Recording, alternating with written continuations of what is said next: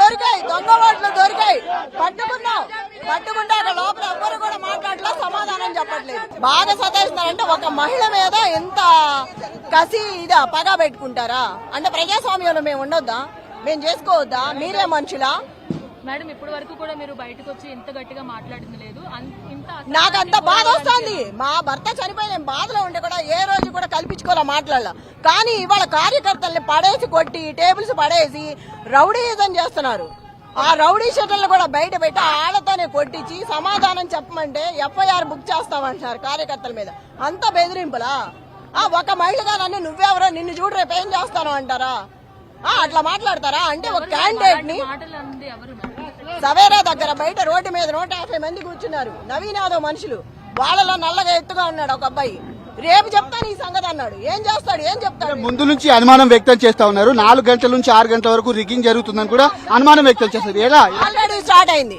చచ్చిపోయిన వాళ్ళ ఓట్లు పైన ఫేక్ అంటించి ఫోటో మీద ఫోటో అంటించి వేరే వాళ్ళని తీసుకొచ్చి ఏపిచ్చేస్తున్నారు. ఆల్రెడీ నా ఇంట్లోదే ఉంది. మా ముసలావిడ చచ్చిపోయిన ఓటు ఆల్రెడీ వేసేసారు. చనిపోయిన మనిషి ఓటు ఎట్లా వేస్తారు? ఆ ఫోటోలు అంటించి ఆ ఫోటోలు కూడా ఆ యూత్ ఫోటోలు తీసేసి వేరే అంటించి దాని మీద అదిగో కనపడుతుంది అంటించినవి కూడా తీసుకొచ్చి వాళ్ళతో వేపించి పంపించారు. ఒక పెద్ద ఆవిడ వచ్చి నా ఓటు వేస్తారంటే కరెంటు బిల్లు తెస్తారా ఓటు వేసినప్పుడు? ఎవరైనా ఫస్ట్ టైం నేను ఈ చరిత్రలో ఈ స్టేట్ లో బై ఎలక్షన్స్ లో ఫస్ట్ టైం వింటున్నాను. ఎంత అరాజకం ఫస్ట్ టైం చూస్తున్నాను నేను. ఒక మహిళగా నన్ను ఇంత ఇబ్బంది పెట్టి ఏం చేసేది? అధిష్టానం అధికారం ఉందని ఎమ్మెల్యేలు, మినిస్టర్లు, విప్పులు ఒకళ్ళు కాదు మొత్తం తిరుగుతున్నారు.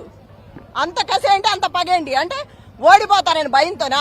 ఒక ఓట్లు లేవని ముందు నుంచి ఎలక్షన్ కమిషన్ చెప్పింది. కానీ ఇప్పుడు ఓటర్ ఐడి కార్డులు అవన్నీ కూడా బయటపడ్డాయి. తప్పు జరిగింది, దొంగ ఓట్లు ఉన్నాయి.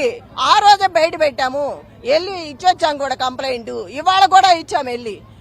కమిషనర్ గారు నేను రిక్వెస్ట్ చేశాను ఎలక్షన్ కమిషనర్ కి, దయచేసి ఒక మహిళగా నాకు అండ చేయకపోయినా పర్వాలేదు, జెన్యూన్ గా ఉండండి. ఎంత జరుగుతుంది మీరు చూస్తూనే ఉంటారు టీవీలో, ఎంత అరాచకం చేస్తున్నారో గమనించి చెప్పండి అని చెప్పాను. నేను రిక్వెస్ట్ చేసి అడిగా నేను.